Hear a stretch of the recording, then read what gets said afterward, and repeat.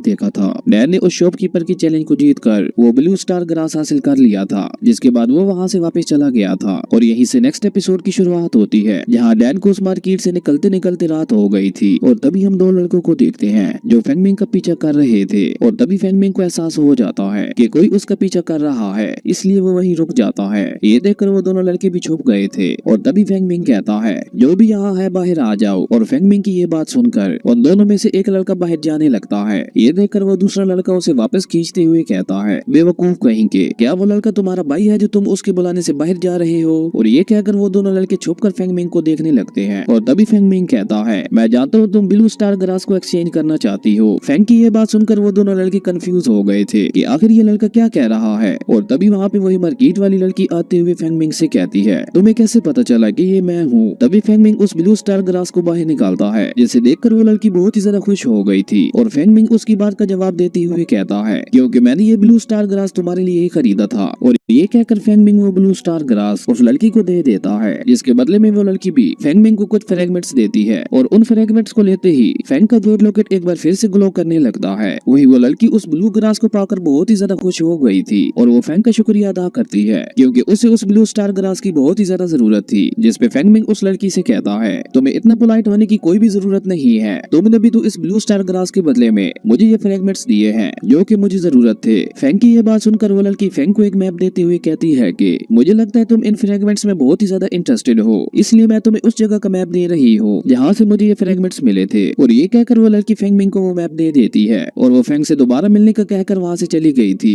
वहीं फेंग उस फ्रेगमेंट वाले मैप को पाकर बहुत ही ज्यादा खुश हो गया था और उसके बाद फेंग भी वहाँ से चला जाता है। वहीं वो दोनों लड़के अभी भी फेंग का पीछा कर रहे थे। अगले सीन में हम ऑक्शन का सीन देखते हैं, जहाँ पे ट्रायल्स पे बोली लग रही थी और साथ ही मिस निंग उन सबको बता रही थी हमारा ऑक्शन हाउस आपके खरीदे गए ट्रायर को सुरक्षित डिलीवर करने की भी सर्विस दे रहा है। दरअसल ऐसा इसलिए हो रहा था क्योंकि ऑक्शन से बाहर निकलने पर रास्ते में चोर लुटेरे ऑक्शन में खरीदे गए ट्रायल्स को चुरा लेते थे और साथ ही वो लुटेरे उन ट्रायल्स को हासिल करने के लिए उन पे जानलेवा हमले भी करते थे। इसीलिए ऑक्शन हाउस डिलीवरी की भी सर्विस दे रहा था। मिस निंग की ये बात सुनकर वहाँ पे बैठे कुछ आदमी आपस में बात करते हुए कहते हैं कि ये तो वाकई कमाल की सर्विस है, क्योंकि रिसेंटली चोर लुटेरे बहुत ही ज्यादा एक्टिव हो गए हैं और जैसे ही कोई ऑक्शन हाउस से सामान खरीद कर बाहर निकलता है वो लुटेरे उस पे हमला करके वो सामान उससे चुरा लेते हैं। अब उन लोगों की ये बातें सुनकर फेंग अपने मन में सोचते हुए कहता है कि कहीं वो दोनों लड़के भी इसीलिए तो मेरा पीछा नहीं कर रहे थे। और तभी हम उन दोनों लड़कों को ऑक्शन हाउस के बाहर देखते हैं, जहाँ वो दोनों लड़के फेंग का पीछा करते हुए ऑक्शन हाउस तक पहुँच चुके थे। और तभी उनमें से एक लड़का अपने छोटे भाई से कहता है तुम इसी रास्ते पे नजर रखना, मैं ऑक्शन हाउस के पीछे वाले डोर की तरफ जा रहा हूँ। अगर तुम्हें वो लियोजियान का डिसाइबल दिखाई देता है तो तुम उसका चुपचाप पीछा करना और जैसे ही वो किसी सुनसान जगह पे पहुंचे तुम उस पे अटैक कर देना। वही ऑक्शन हाउस में लास्ट बोली लग रही थी, जो कि एक बहुत ही हाई ग्रेड क्वालिटी का मैजिक वेपन था जिसका नाम फ्लेम गन था। वही मिस निंग वहाँ पे मौजूद लोगों को उस वेपन की खूबियां बता रही थी और मिस निंग उस वेपन के बारे में बताते हुए कहती है कि ये वेपन बाई क्याओ मैन से है। और मिस निंग की ये बात सुनकर फेंगमिंग को याद आता है कि जब वो उन दोनों लड़कियों से मिला था तब उनमें से एक छोटी लड़की ने एक मैजिक रोबोट को बाहर निकाला था और उसने भी उस रोबोट का यही नाम लिया था। मुझे लगता है उन दोनों लड़कियों का बाई क्याओ मैन सेक्ट से जरूर कुछ न कुछ रिलेशन था। बाई क्याओ मैन सेक्ट से ऑक्शन खत्म होने के बाद फेंगमिंग मिस निंग के पास जाता है, जहाँ मिस निंग फेंगमिंग को उसके वेपन के लिए 600 स्पिरिट स्टोन्स देती है। और तभी मिस निंग फेंगमिंग का नाम लेती है और मिस निंग से अपना नाम सुनकर फेंगमिंग बहुत ही ज्यादा हैरान हो गया था कि मिस निंग को उसका नाम कैसे पता चला। जिसमें मिस निंग फेंगमिंग से कहती है कि तुम मुझे गलत मत समझो, मैंने सुना है लियोजियन सेक्ट में एक जीनियस रिफाइनर आया है और जब मैंने तुम्हारे उन मैजिकल वेपन्स को देखा था तो मुझे पता चल गया था कि तुम लियोजियन सेक्ट के वही जीनियस हो। और उसके बाद मैंने तुम्हारी आइडेंटिटी को वेरीफाई करने के लिए तुम्हारे बारे में इंफॉर्मेशन निकलवाई थी और उसी से मुझे तुम्हारा नाम पता चला। मैंने ये सब किसी गलत इंटेंशन से नहीं किया था, इसलिए तुम ज्यादा परेशान ना हो। मैं तो बस तुम्हारे जैसे एक अच्छे रिफाइनर को अपना दोस्त बनाना चाहती हूँ ताकि फ्यूचर में तुम हमारे क्यानबिंग सेक्ट और ऑक्शन हाउस की हेल्प कर सको। मिस निंग की ये बात सुनकर फेंग उनसे कहता है आपको जब भी मेरी मदद की जरूरत हुई तो आप बिला झिझक मुझे बता दीजिएगा। और ये कहकर फेंग वहाँ से जाते हुए मिस निंग से कहता है मैं कुछ येलो एसेंस खरीदना चाहता हूँ। जिसपे मिस निंग फेंग को बताती है कि हमारे पूरे ऑक्शन हाउस में येलो एसेंस नहीं है, यहाँ तक कि तुम्हें पूरे येलो बर्ड माउंटेन मार्केट में भी ये येलो एसेंस नहीं मिलेंगे क्योंकि ये बहुत ही रेयर प्रोडक्ट है जिसे कल्टीवेटर्स अपनी पावर बढ़ाने के लिए इस्तेमाल करते हैं, इसलिए येलो एसेंस का मिलना बहुत ही ज्यादा मुश्किल है। अगले सीन में हम फेंग को देखते हैं जो वापस अपने सेक्ट की तरफ जा रहा था। वहीं वो दोनों लड़के अभी भी उसका पीछा कर रहे थे और ये बात फेंगमिंग को भी पता चल गई थी, इसलिए वो जंगल में एक जगह पे जाके छुप गया था। और फेंग को वहाँ से गायब होता देखकर वो दोनों लड़के भी नीचे आते हुए कहते हैं कि ये लड़का तो वाकई बहुत ज्यादा डरपोक है, इसीलिए तो ये हमसे डर के छुप गया। ये ये सब वो लड़का फेंग को उकसाने के लिए बोल रहा था ताकि फेंग गुस्से से उन दोनों के सामने आ जाए, और तभी फेंग सामने आते हुए उन दोनों लड़कों पे अटैक कर देता है, जिसे वो लोग किसी तरह डोज कर लेते हैं।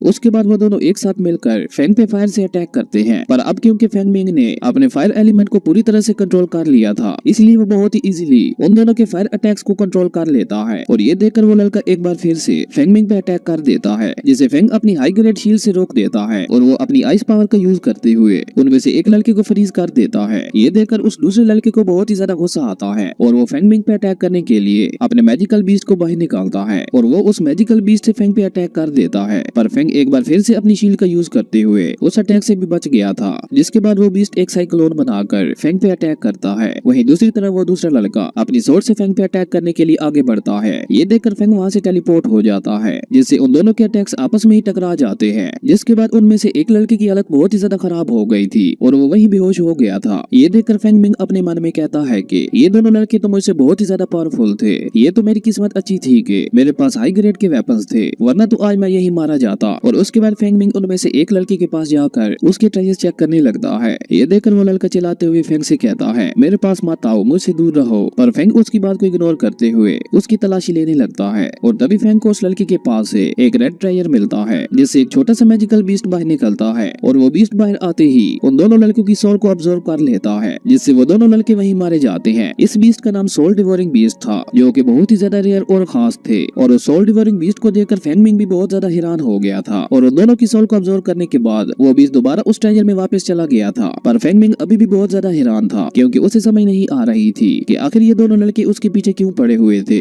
और फेंग मिंग ये सारी बातें सोचते हुए